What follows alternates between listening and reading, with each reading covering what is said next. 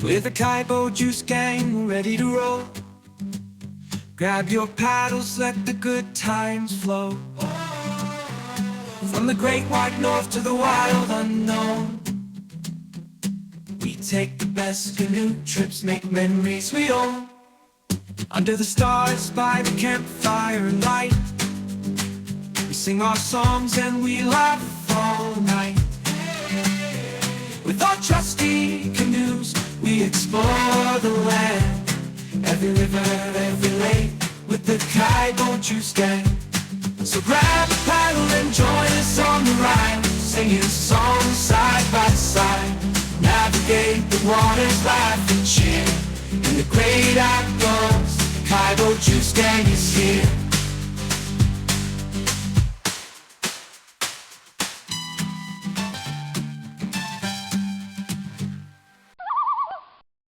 Hi, welcome back to Kaibo Juice, the podcast where we talk shit about all things backcountry. Joining me in the studio today are my good friends Adam and Andy, both of which have joined me on two eventful trips this summer. We did one 9-day trip up in Biscotasing, Ontario, the Spanish River, and Andy and I just did a 4-day trip in Algonquin Park with our wives. I've had a lot of people ask me about the Spanish River. I think what we'll do is we'll start talking about this trip. This was a really, really special one in the sense that it took a lot of planning and preparation. We actually boarded a train and went 2.5 hours north of Sudbury to a region that we've never been before. Some incredible firsts running at this story. Some incredible firsts for us on our backcountry tripping. Certainly the train ride was epic. Certainly the hotel stay in Sudbury was beyond epic. And when we get into the conversation, The hotel stay was epic. well, it's not a trip unless things happen, and we can certainly say that there was a lot of very interesting things that happened and memories and stories to be told around campfires for years to come. All right, let's back up. The reason we went on the Spanish River trip, well, I shouldn't say Spanish River because everyone's been asking me about the Spanish River. We didn't actually do the Spanish River. We didn't go south through the river. What we did was we did a loop from Biscotasing all the way around and then back to Biscotasing, a 50-kilometer loop, and we did it in 9 days. So 10 days where we left and we stayed over in Sudbury in a hotel, which was interesting in itself, the Quality Inn, fabulous resorts. I know Andy's still not forgiving me for bringing. Why not stay at the Hilton? we literally picked. We didn't know how this was going to go, so we picked the closest hotel to the train station because they told me that we had to be at the train station at 7 a.m. But they didn't tell you the closest hotel to the train station was also the closest hotel to the homeless shelter. To the Mission. Right, but that's what made it interesting. The hotel being filled with derelicts and don't really want to say Ladies of the night. Should we really be saying this? We can say it. It's our podcast. All right, It's part of the story. It was. So we're eating dinner. First story: we're eating dinner and we're sitting outside at a picnic table, and an Uber driver pulls up and goes into the motel. However, he did not turn his car off. He did not turn his car off. A couple minutes later, car goes peeling in reverse. I look over, car stops. Then he peels out of the parking lot with the gravel, with the tires spinning, right through the stop sign. And I looked at you guys, I go, that guy's either drunk or he's in a hurry. And that's the moment that the Uber driver came out and went, "Where's my car?" And then we all of a sudden scrambled to figure out, we have to tie the canoes down. Right. We brought the stuff in overnight. Right. So everything went into the rooms overnight. Everything. Crazy. We locked down the canoes on the car to the car racks, brought bicycle locks and chains and padlocks, which is always a smart idea. But usually we're not used to sleeping in hotels. We've done it a few times. We usually sleep on a logging road or on a beach or something at the launch point. So we never really had this problem. And then 7 o'clock in the morning, we ate breakfast. We went to the train and we find out that there's going to be a Via Rail strike.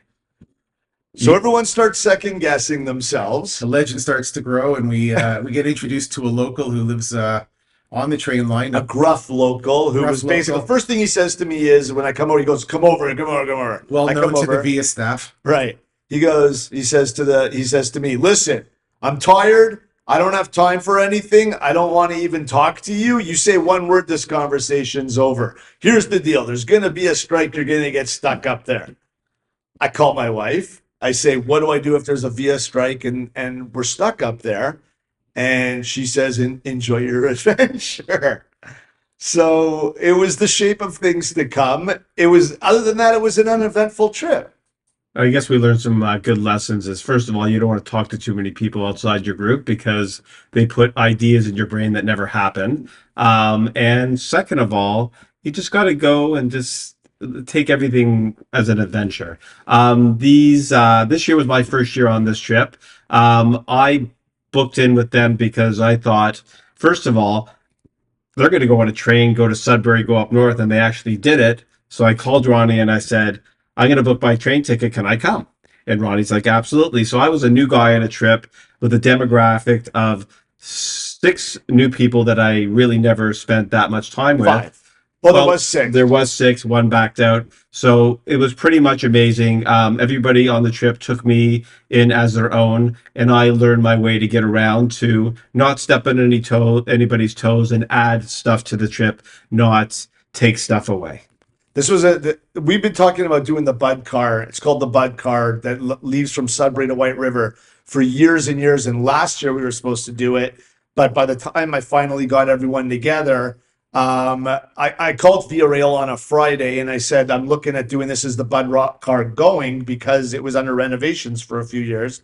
And she said, let me get back to you. And she goes, okay, it's going. So I called everyone on the weekend and said, okay, let's do this. And by the time I got all the approvals, a scout troop had taken over the whole train, and we lost out last year, which is how we ended up at the French River. So this year in February, we booked the train tickets, and I didn't even ask who was coming. I basically said, I'm booking the train tickets, who's in, that evening, and everyone said yes, and I just went the next day and booked all the train tickets at the train station.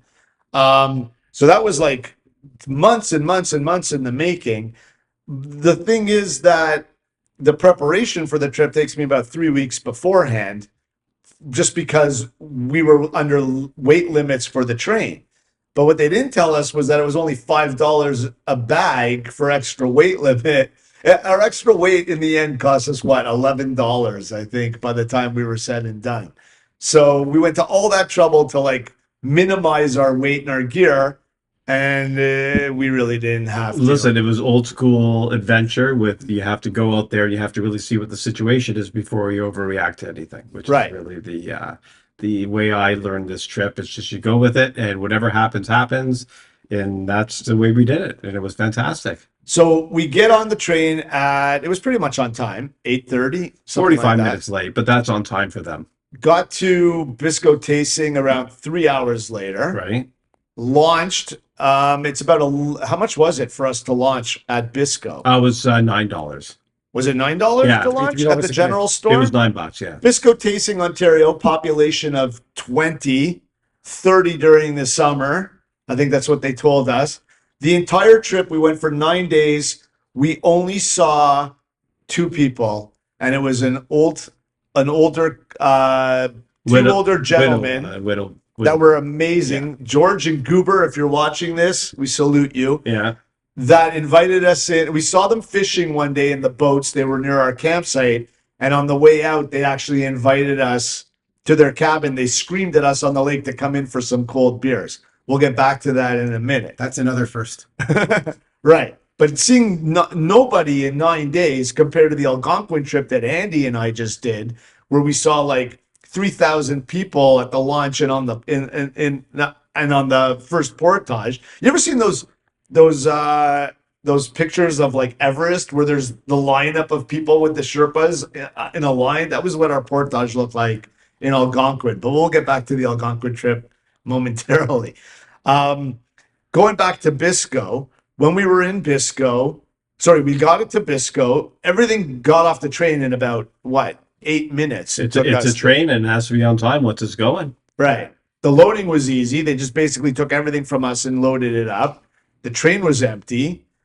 What else do we want to add to this? We got to Bisco by noon. launched, and we were on the first site by 3:30. Yeah. Very easy paddles, a lot of fun. The first challenge was getting through a bit of current under a bridge, which was really not a problem. That's because the winds picked up. The winds picked up a bit. Ronnie's canoe decided that he wanted to play demolition derby with my canoe. These things happen from time to Kevlar time. versus the Grumman. Maybe you should paddle straight. Kevlar versus the Grumman. That's Who's right. gonna I'm the win? big guy on the trip, so I get the Grumman, I get the big battle tank canoe, and Ronnie's in the Kevlar. And he decided, I went second, so you got to go in a single file to get through the current. And Ronnie said, "No, I'm going to try to beat him through it." And instead, we started clanked our canoes a little bit, and I had to hear about that for another couple of hours. About Adam, paddle more, Adam, paddle more. Where are you going? That was Where are it. That you was going? the only. This was Excitement. this was a strange trip. We only did 50 kilometers, but sometimes we needed a couple of hours because no one had really gone on these routes. It seems ever.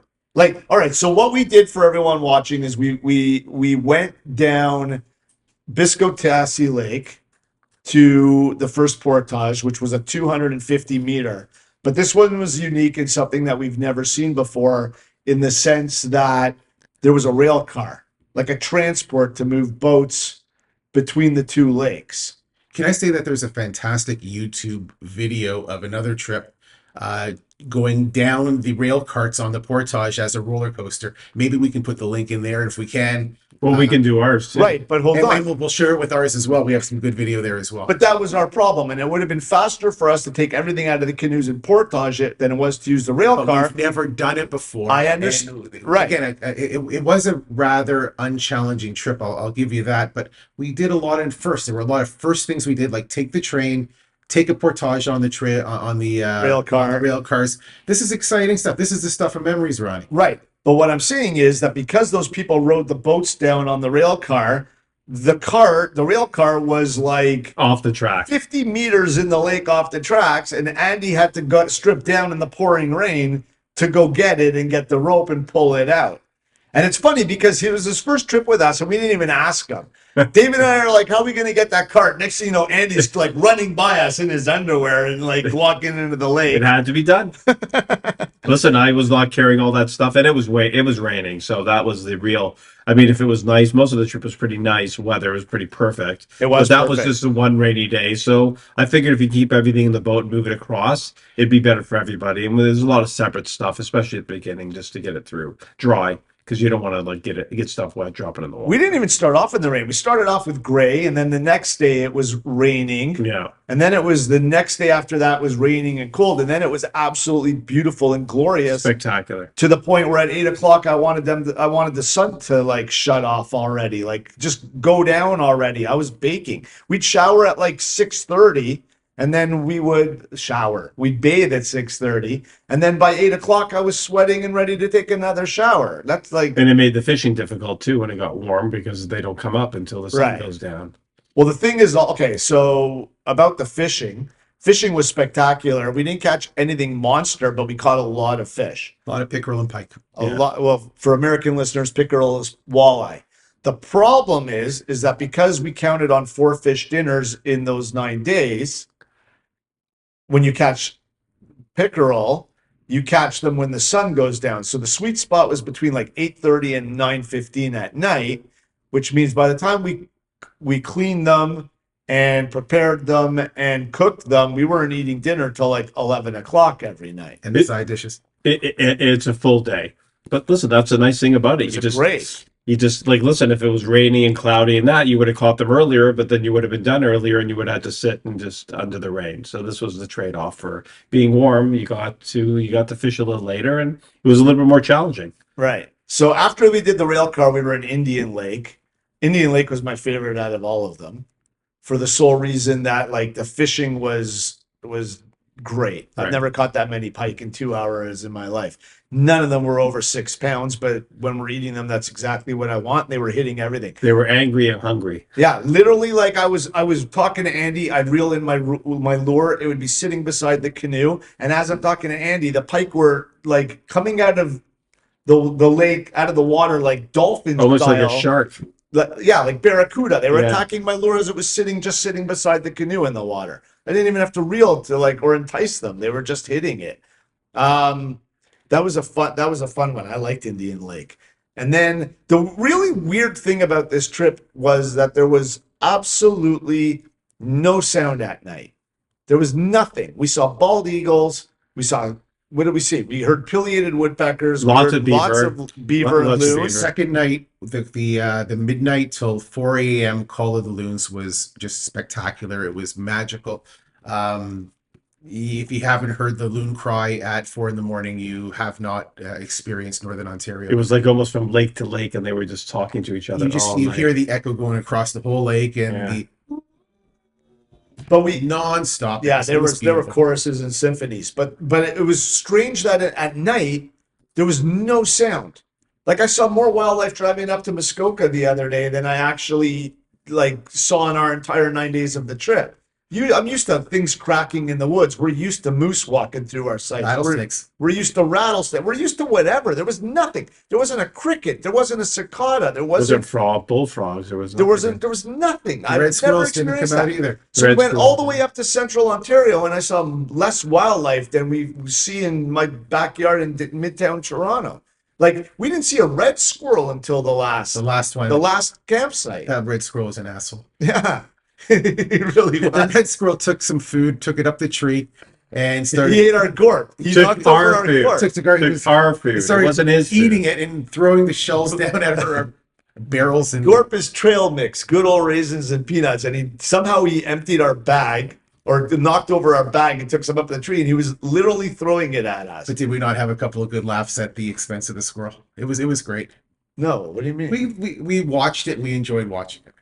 Yeah, well, you love it when you're in their territory. But like, okay, so we left Indian Lake and then we went through Hog's Back Channel. We had a couple of portages, nothing major, just 50 meters, 90 meters over a dam. Some of them were like a little bit treacherous, and then we got to Hog's Back Channel, and I'm looking at this map by Kevin Callan in his top 50 canoe routes of Ontario.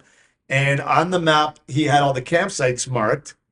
And I marked them on our maps, and then when we went to find them, they were no longer there. So it's 2024. The book was written and published in 2011, and I don't know when he did this route, but those campsites did not exist anymore. So what did we do? We made a campsite in the bush. What could we do? But that night, instead of having all our tents, we had to put my tent mate in with you. And then I ended up sleeping in a hammock because There was only 2 footprints. there was only 2 tent footprints, which weren't even footprints. They were like basically on top of blueberry. But They were on top of blueberry bushes. that was my favorite site. It was my best sleep ever on the trip. Was sleeping on top of the blueberry bushes. It was freezing cold that evening. It was like single digits, and I had such a great sleep. And it's funny because when you get into a hammock, like when I'm in the tent, I have like tons of dreams. You know, you get up once or twice during the night. But I didn't get up in the hammock. I went to bed at 12:30 after all of you, thinking I'm not even tired. And then next thing I knew, it was like 6 o'clock in the morning, 5:50 or whatever it was. And then I got up to go to pee, and then I went back to sleep.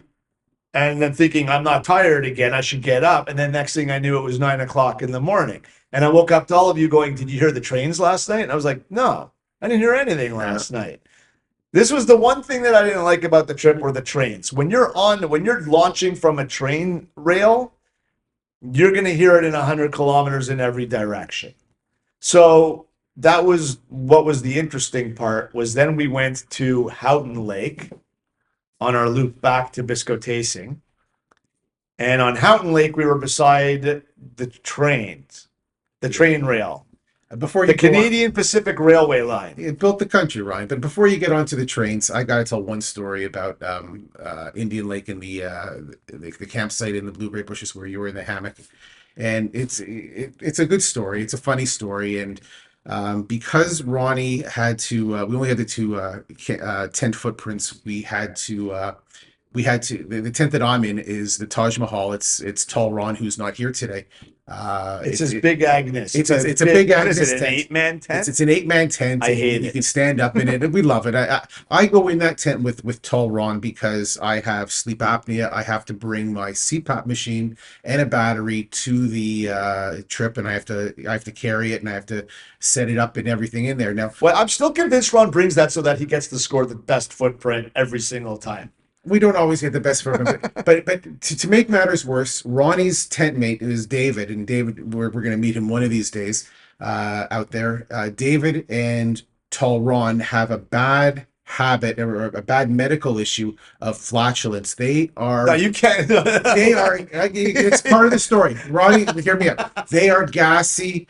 And for whatever Ron ate, or it died in his stomach, and whatever was coming out of him just was the worst. It wasn't a cat. It was bad. So here I am in a tent with both of these guys, and David is loud and proud, and Ron tries to hide. He squinches a little bit, but I'm with my CPAP machine, and I said, I can't take this anymore. I'm being gassed out. Tips and tricks here, guys. You take your actual machine and you put it outside into the vestibule, and you have your mask on your face. And it was cold, and I was breathing the fresh outside air. Why did you put it outside? I just had my own Because tent, inside and the Ronnie tent had was his a Ronnie had his own hammock, and I had my own tent. I That's mean, the hack. I didn't want to turn on a light. Just to bring a hammock. That's right. I have a hammock. I have a Ronnie's seen my hammock. I have a Hennessy hammock. It's Yeah, he's got the wonderful. best. But since my diagnosis and since I have to use a CPAP, I really haven't used my hammock. Although I saw someone had a stake in the ground table, and if I can find a stake in the ground table, I can actually set it up outside the hammock. Oh, you're talking that you just almost like a platform with a so I can Why actually don't we maybe just make one of those? That's a great thing. and that is possibly because the hammock really it's like if it's so high. You off know, the it's ground. going over in the middle of the night know. when he's sleeping. It might, but again, I'd like to try. He's breathing the ground. So anyways, long story short is that I got put into the gas chamber, but I found a solution, a tip and trick. If you have sleep apnea and you have to stay in a room with two guys with bad gas, you can always put your machine outside with the hose coming back in and on your face, and you get a good night's sleep. I should have served beans that night. You're right. Whenever you served it, beans and lent- broccoli. be- Beans and and broccoli. lentils. That should have been on whenever the you served menu. it, did the job for these two guys. It was brutal. What did we have that night? I don't That was the Spaghetti, one. No, maybe. You know what it was? that It was was the the night we power could bars. not catch fish.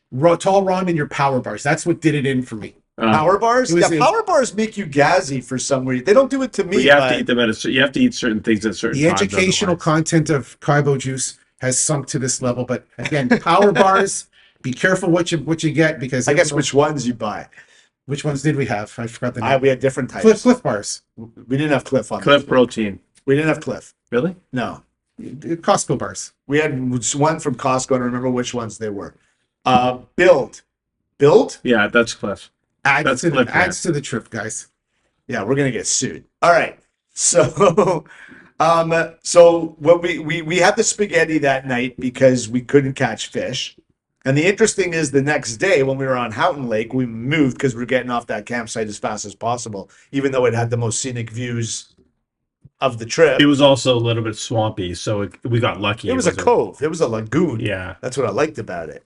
It wasn't on the open lake. We were kind of like in a shelter. Yeah. And I loved being able to just like walk off the campsite into deep water. Yeah, it was great. That I love.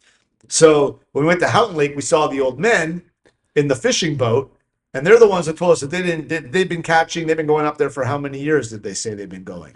Man, it's about 18, 18 years, I something think like he that. said. What two incredible old men and what a Yeah, they rented a fantastic cabin. story. They rented a cabin. So we saw them. They came by us in the fishing boat when we were having breakfast, and they said they were catching every single night, but they didn't catch the one night that we didn't catch. So it wasn't just us. There was something in the air that night. Or I found it mood was a phase. very giving crew. They pretty much, I said to them, I said, if you catch extra, bring us back some. And they actually stuck to their mind that they probably were thinking about if they did catch extra.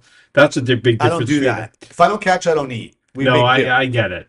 But it was still nice to be up there and have somebody generous enough to offer us drinks, maybe fish. I found on our other trip in Algonquin, people were just not courteous. I found everybody, when you further north you go, it was really amazing. Everybody That's because they had no company for a week. They were the also only have people the they saw. train. They called us the tenters. The tenters. The weird thing is that we were coming off because Well, the some of these people we met at lakes. the beginning of the trip, they also invited us, the lady and the husband. They said, if you guys are coming by our Oh yeah, the people that had the cabin on Biscotasing. very nice people. They were talking to us for They an were just hour. at the train. At the train. They were talking to us at the for lodge. an hour. Agreed. But the thing is that even when we were, I actually, well, I'm wrong. We actually did see people on the portage. On one of the portages, they had come by boat and they were just doing a day trip, Right. like a day hike Running or it over. something, through Hogsback Channel. And they said, "You guys are tenting?" We said, "Yeah." They go, "We don't see people doing that in here." So it's funny that it's on the route maps, yet no one had been there. Even the campsites we did find that were marked, there was wood there, like driftwood, that looks like it's been there for 15 years. And if it was occupied, people would have grabbed that and burned it. Yeah. So we saw campsites that no one had been to in ages. Very plentiful, very respected area. Yeah, we didn't even have to go far for firewood. We just like looked beside the site and found all the firewood we wanted. We didn't have to go in the woods and drag it out. Quick question for you, Ronnie. One of the reasons why we go at this time of the year is there's a couple of celestial events that happen and take place during that time. One of them being the Perseid meteor showers. How did you find the skies at night? And did you happen to catch any good shooting stars? You were with me. I Yeah. was with you, but I fell asleep. Oh yeah, you did. Yeah, the stars were good this year. Amazing. It wasn't a dark sky. There was like a half moon, so we were limited as to what we saw. But we saw. They were there. We even saw the Northern Lights one night. Oh, But the we thing is, They have a green glow. it was just the green glow. And David kept saying, "I see the Northern Lights. I see the Aurora Borealis." And I'm like, "That's just cloud with the moon shining on it." But then Ron took pictures, and the camera told a different story. It actually showed the green, like the camera exposure showed it as being the auroras. David was the only one with his naked eye that could actually pick that up. The rest of us who have seen the auroras like in full glory were like, that's nothing, man. It's just some moonlight on the clouds. But okay, so Houghton Lake beside the rail line, I did not enjoy that. I know you guys loved it. The campsite was spectacular. I loved the fact that the trains, every time that the Canadian Pacific Railway came by and they saw us, they gave us welcoming whistles, and that was a treat. But the thing is that they came by like how many times that day? 10? I didn't hear it at night. Everyone complained about hearing it at night. I don't hear anything at night. I We sleep like observed that. it coming at night. We did not complain about it. We kind of said this is a cool new thing that we never really experienced before. The thing is, we knew there was no rail strike because of the trains coming by. So that was an indicator that we were okay. Indeed. Otherwise, well, I don't know what we would have done. Probably gone down the Spanish all the way south to as far as it would go and try to hitch a ride back to our cars. Yeah, listen, it never happened. We've done that before. We did it once before. We hope for the best, and it turns out that there was nothing really to worry about. Right. Then we got to Biscotasing, and the train arrived on schedule, and we were loaded up and basically back on the train in all of 10 minutes. And one other thing about the train, I know was I found it absolutely unbelievable that we're in the middle of the Canada. And the one nice thing about the train is you see the train over there. You want to get on that train. All you have to do is go on the certain day with your stuff, stand on the side of the train, and the train will pick you up along that train anyway. You still have to have tickets, but yeah, we could have coordinated For a pickup. $30, you can get a ticket, buy it online. It's very reasonable. And they really just take you down the line. They'll pick you up. Is that what it was? It was $30. My ticket was $30. Right, but what I'm saying is if we went, Yeah. I know that if we went, we could have stood on the train tracks at any given place and the train would pick us up. They would have picked you up. But I think that we have to coordinate that beforehand. No, the engineer, the guy on the train said they'll pick you up. If you're standing on the side, they'll pick you up on the side. We saw lots of people on the way back, a lot of different families that rented cottages or houses along the train line. Yeah. And then they were getting on and they were just going back to us. Right, but Bisco really only has some rental cabins. There's really not a lot of like. Sure, but they we go didn't see a camping lot or of they go. cottages. Yeah, they did. They had their paddle boards. They had their coolers full of stuff. I talked to a bunch of the people in the background. It was really interesting. But that's Not Canada. at Bisco. Yeah, Bisco. There we saw so few cottages on Biscotasing. I think there's just a lot of small lakes and on the Spanish River at the top. I think if you go north, it's a different story. Yeah, And if you go south, it turns into the river, so there's not a lot of residences.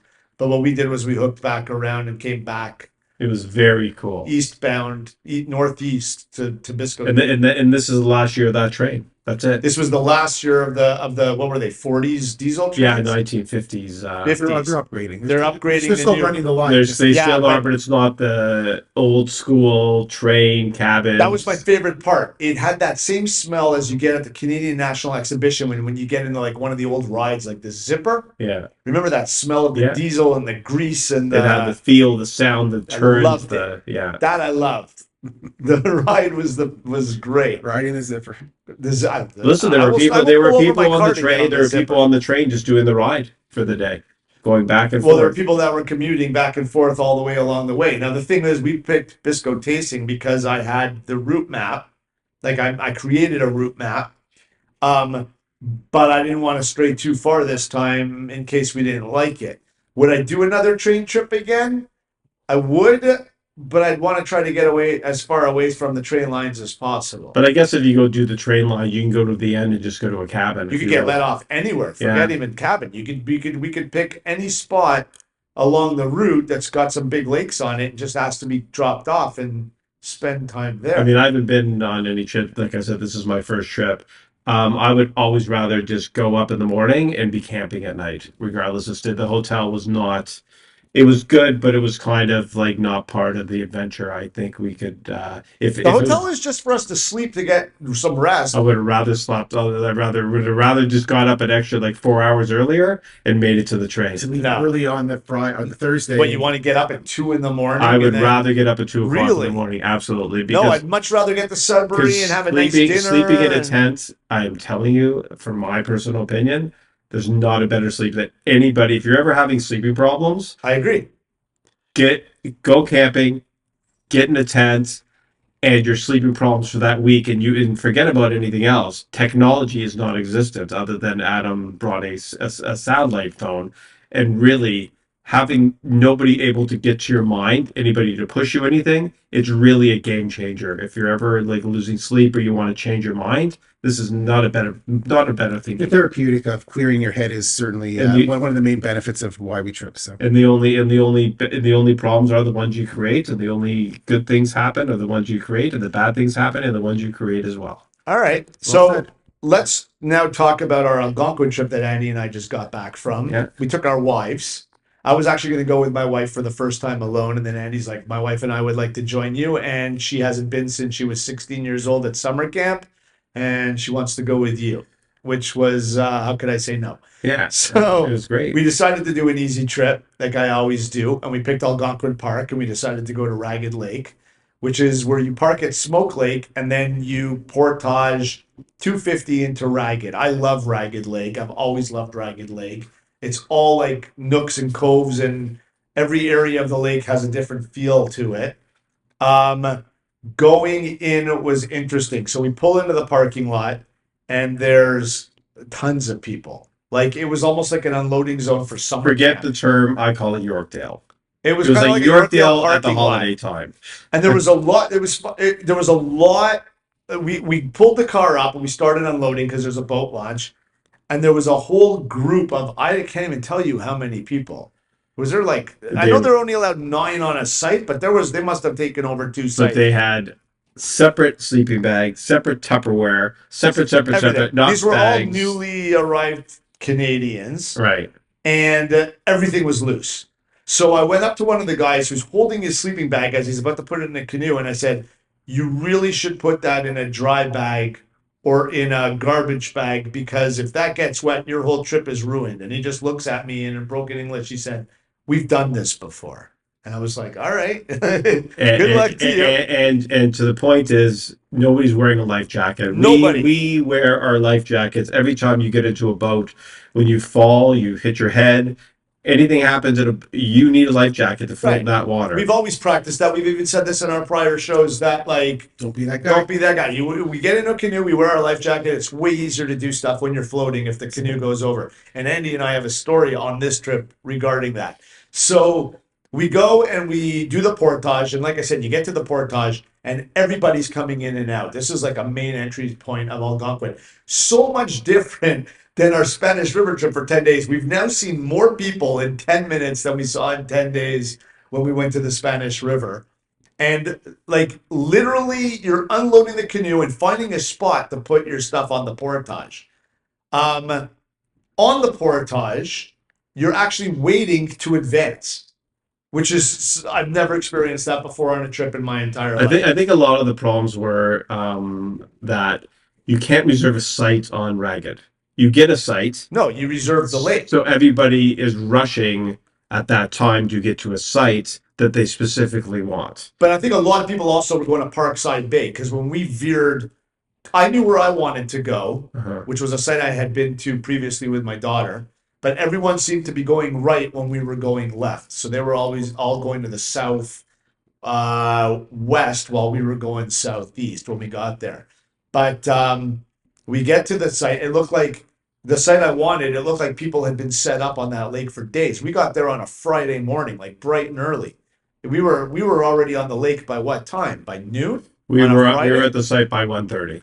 We were on a site by 1:30. We had to look for a site. Yeah, we left it. Yeah, it took us 2.5 hours to get to the site. So we ended up finding a site on South Bay, which was one of the nicest sites I have seen. It had everything that I could want in a site other than a deep water ledge. But because it was September, the lake was still, it was shallow where we were. The lake was still warm. Like we were able to bathe every Zero day. bugs. Zero bugs, great tent footprints, like in the woods, beaches. This site had everything. Sunrise, sunset. Sunrise, sunset, loons. We were right in a swampy area on the edge of the marsh where I could have sworn I was going to see a moose for 4 days. I stared at that marsh for 4 days. So we set up, and this was interesting in the sense that I did something on this trip that I've never done before. I only brought barrels. I brought one little backpack with the stoves, the propane, the water filter system, all those odds and ends that you use on the Bear Hank kit, like a small backpack. And then I brought 3 barrels. And in the 3 barrels, I had one barrel I had the food, one barrel I had the supplies, and one barrel I had my tent and all my gear and our dry bags and all our clothes. But I didn't make any of them heavy. So because it was only at 250, I ran it 3 times. My wife did it 2 or 3 also, 2 times. You guys did it what, twice? I did it twice. Yes. Twice. And well, you only had 2 bags because I had all But I had the, all I had gear. the, I had the Grumman. You had the Grumman, but I'm saying The in the Grumman's Grumman a- you only had 2 bags, 3. whereas I had 4. Yeah, we had 3. So, and people were looking at me going, "You have a lot of stuff for someone that's like." I'm like, I made it very light and I spaced it out. Nobody had more than 30 pounds to carry. And all the canoe seats that I bring, the canoe sail, like stuff like that, all my little everything attached with carabiners to the barrels. And I loved the barrels. The new barrels that we got were amazing because once I got where I wanted my 10 footprint, I just opened up the barrel, took out my stuff, put everything back in. Like it was easy. I wasn't going through a bag, digging through a bag. I didn't have to like press and make sure that everything fit in properly. I was just dumping stuff in the barrel. So on the next day, Yeah. the girls were talking.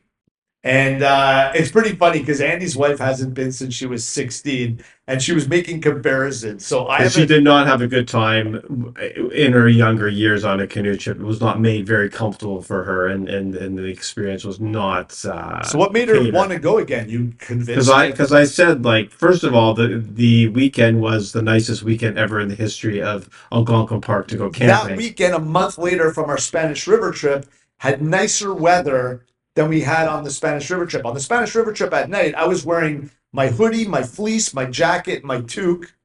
And on this trip at like 11 o'clock at night, You were a t-shirt. I was wearing, I maybe put on my long sleeve t-shirt. I was still in a t-shirt. Yeah. It was phenomenal weather. But anyways, going back to it. So Andy's wife comes. It's the first time she's been since she was 16 years old. He has a North Face Stormbreak 2 tent. I have a North Face Stormbreak 3. So right away, it was like, why isn't our tent as big as theirs? He's like, this is all you need. I'm like, I just happen to have a 3, and he happens to have a 2. But then she saw the mattresses. Right. And this is where all the difference is made in the world. So I gave my wife my Nemo Quasar 3D mattress, which I consider the best mattress on the planet, 3-incher. I will be buying one. And I had the MEC Vector, or whatever it's called, which is also a good mattress, but not as good as the Nemo. I also brought my wife a regular pillow, which is key. You give them a normal pillow and a great mattress, and that's it. You've hooked them for life. Your wife didn't have 3 days of rain. So right away, there's a positive. But it was funny because as soon as she got on, she came into our tent with us when we were setting everything up, and she went on the Nemo 3D, and right away it was, and he has the little like inch and I a have half, 1.5-inch thermarest. You know, that isn't that telling, like from summer camp in the 80s where we all went and we all We slept on the experienced it, ground. there was no mattresses, and the other key one is that there's no chairs. Like when you The want chair to is sit a down, game changer. you need to have a chair, you need to have a good mattress, and that's a game changer for anybody who wants to take their wives on a canoe trip. Right, but I'm convinced she's coming back because the weather was great, the food Well, was great. He cooked some stuff that I've never seen before. He did flattened chickens on the skillet. Yeah. We never used our wok this time. We never used our pots. We did burritos. We made I heard you burritos. had He made beforehand. burritos. Frozen That was- burritos. We made no, well, at least I made them from scratch. She made And them then- frozen. and then we froze them. We brought them with, and then we made them on the grill, and they were delicious. Not on the grill. We made them on the skillet. On the skillet, correct? And they were phenomenal. Yeah. Like phenomenal. You pre-make That's everything. incredible. It was incredible. It was we great. we have to do that again. It was great. Yeah, it was and really then good. You can do vegetarian as well. Lots of different options. we also, what did we do for dinner that night? Um, We had the cooked chickens one night with what did we have with the chickens? I cooked one in a pot, like a pot. It's steamed, and the other one was cooked on the skillet. I thought you did both of them on the skillet. No, I did one way, and the other one steamed, so it was a little nice and juicy. It was lovely. Listen, it's a They were great. amazing. It was amazing, and I cut them up I cut them up into pieces so they're small, and they cooked. It took about half an hour to cook. Oh yeah, the next day we did steaks, and I brought charcoal again. Yeah, And I did the little hack where if we're going on a easy portage, I'll bring charcoal because the steaks come out amazing. So what you do is you just build a small little fire, and then you put the charcoal right on top of like the bag. I bring a paper bag where I fill it with some charcoal. I just put it right on top, give it about 20 minutes, keep fanning it, and it's perfect for the steaks. we did the flourish pancakes and the protein pancakes, and just made sure we ate constantly. Didn't eat too much junk food because No. really, it's one of those things that you just want to. You just want to eat great food, and that's what happened on their trip too. It was like, Oh yeah, the Spanish River trip, the food was amazing. it was like beyond. There's nothing that beats fresh pickerel. Everything was great. And the what's the bread you made, bannock? Oh, we made bannock. So How much time we got? 10 minutes? 45 minutes. Perfect. All right. So what happens is that we've been trying to make bannock on trips for the past 2 trips, but we never really got it right. And we're trying to YouTube the recipe, YouTube the process in order to make the. Is that how you figured it out? No. Because you did it, you nailed it. It was No. amazing. You nailed it. You made us fresh English muffins every morning. Here's a secret for amazing bannock. You Don't wrap it on a stick. No, you don't. Don't wrap it on. We didn't do that. So We what have done that, and it Ronnie, we're going to tell you what it is. What we did is we pre-mixed the flour and the baking soda and the salt in a large bag, and you just got to mix some margarine in it on the day that you're going to make it. Put in the water. We pre-mixed the water. Put in the Did water. we bring margarine on this trip? We did. That's where it went. Okay, yeah, I It's did bring in the one bannock. margarine. You're right. If you weren't looking for it one day, it was in the bannock. So, and you sort of knead the bread outside of the Ziploc bag until it gets to the right consistency. And what we did this time, instead of wrapping it around a stick or putting it into a pot and putting it beside the fire in hopes that it will bake, is we actually put it into balls, like the shape of a billiard ball.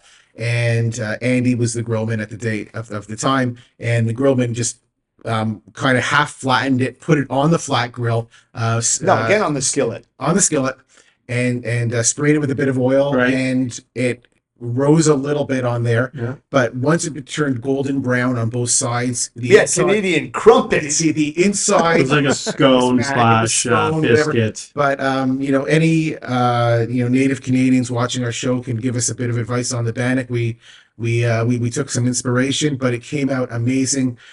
We Can you imagine if we had wild blueberries on this trip? We had no wild blueberries this year. Last year we had like pails full of them, and this year we They didn't were all have gone. any. There were bushes. No, it was a but- horrible but- year. I did eat one wild blueberry that was sort I of found scraggly, one. and I ate one wild We had blueberry bushes everywhere we went. But I think found one. I think you're just further north, so a lot of stuff is just a week off. You know, that's. Just, I don't think so. I heard I heard it wasn't a great year for wild blueberries this year. Okay. But can you imagine if we put wild blueberries in those this year? Listen, absolutely.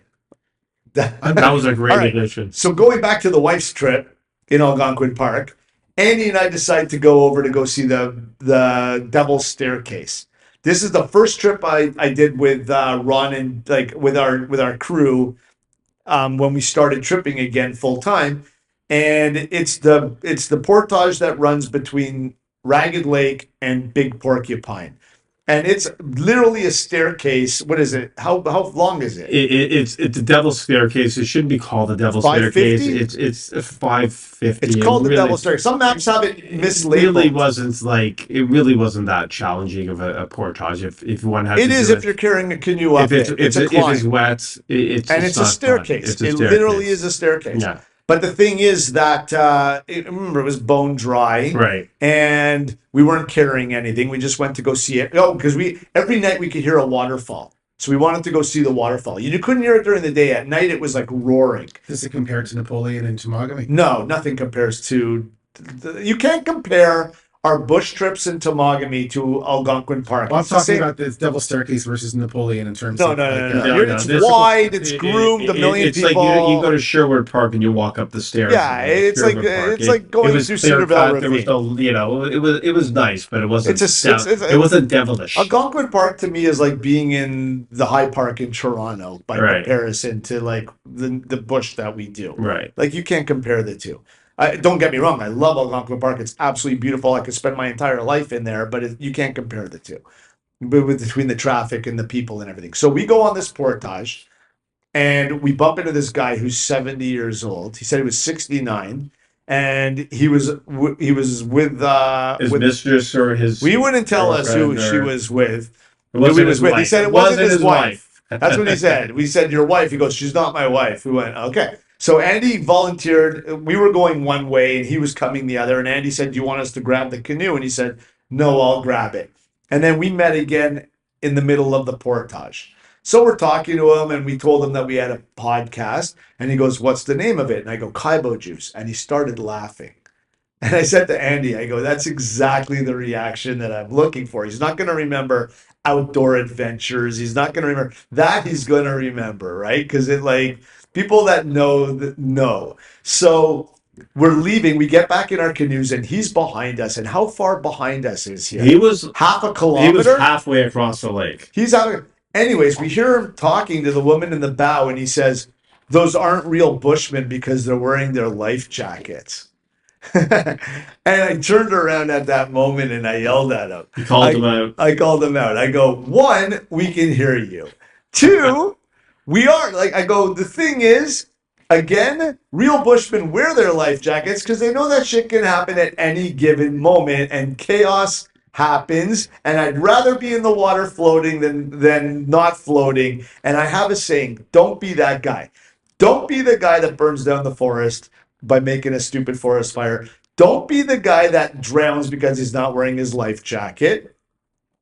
And right away he turns and hear him go, I'm getting shamed. Well, the guy, it was very un-Algonquin-like. Yeah, like, way. yeah. It was. We were nothing but gentlemen. I don't know how many times you can offer We are wrapping up. offer to carry somebody's canoe across a 600-meter portage. I don't know too many people that would do that. We would have done that gladly. So So Andy and his wife leave on Sunday. I say to my wife, I have the satellite phone that I borrowed from you, the satellite phone, the Garmin. I say to my wife, while we're sitting here, this was about 10:30 in the morning. Mhm. What time did you leave? 10:30? 10:30. I said to my wife, okay, we're alone. If anything happens to me, you don't know how to use the satellite phone, so I'm going to give you a lesson right now. So I take the Garmin out, and you all, somehow you didn't charge it. It was only at 11%. I don't know what happened, but it was only at 11%. So I start showing it to her. I'm like, this is what happened, blah, blah, blah, blah, blah. And I go, you got this thing on the side, and I'm doing this, like a walkie-talkie, right? Like I'm hitting the button on the side. I go, what is this button on the side? I look, it says SOS. I'm like, please do not tell me that I hit the SOS button. She goes, there's no way you hit the SOS button. It's got to have a better response than that. You probably have to open it up and do, it can't be that easy because otherwise it would go off in your pack. I'm sitting there. My wife and I decide to play a game of Monopoly Deal. We put out the tarp. We're playing, and about an hour goes by, and all of a sudden I hear a motorboat. We're on Ragged Lake. There are no motorboats, right? All of a sudden I see that there's a boat coming towards us, and it goes right to the beach. And I'm like, tell me I didn't hit the SOS on that Garmin. I go walking over to the beach, and there's two wardens standing there. And I bet you they were wearing the life jackets. They have their vests on Right. and everything, right? Right. So I told her the story. There was a guy, a male and a female warden, and both of them were probably in their late 20s, early 30s, right? They were younger. And I told them about the life jacket story, and they laughed and then said that they've seen everything. And it's amazing how many times they've had problems with people not wearing their life jackets. So they were like, patting me on the head for that one. But that's not my story. My story is I came running over and I said to them, did I hit the SOS button on my Garmin? And they just looked at me and they go, no, we're just checking permits. And before the trip, Andy wanted to bring a bottle of hot sauce. I said, we have to transfer that. Bottle of hot sauce and a can of beer. Right. I said, there's no cans or bottles in the park. I got to transfer that I put it in a little Listerine bottle. You know, those little like travel mouthwash bottles. I emptied it. I had an empty one and I put the hot sauce into that. So that is why I did that. You never know when you're going to encounter wardens. It was right out of the blue. But the funny thing is, it was right after I had hit the emergency button. If I never hit the emergency button, what I thought was the emergency button, I just would have been like, oh, the wardens are here to check permits. Yeah. You know, in a provincial park, it's not uncommon. But it freaked me the hell out because I thought I had pushed that emergency button. Other than that, it was uneventful. We left we went back across the Ragged Smoke portage, and an older couple are standing there.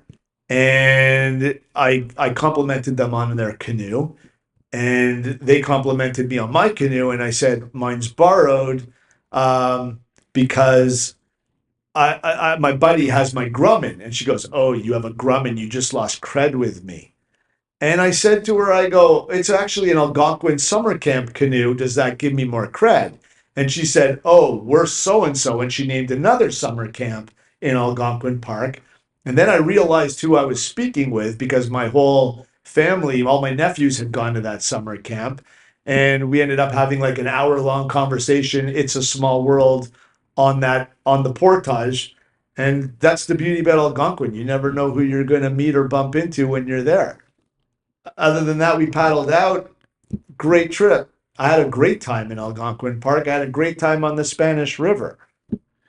Listen, for the experience is not a better experience, and I've done a lot of different things in the world than just to go out there and just be with friends or colleagues or whatever you want to do. There's not a better experience, and I highly recommend it. And thank you very much, both of you, for letting me experience this year. A lot more stories to It come. meant a lot to me. Truthfully, I have a lot of Andy stories too from the 9-day trip out, and we didn't really hit upon all of them. But Right. Although Andy, great having you. Yes. What a great new and refreshing change and a new voice. And you know, we actually have somebody who Ronnie actually listens to once in a while on coming on the trip. So great having you there, and we can come back for many more. Thank you very much. Thank you. We'll see you soon.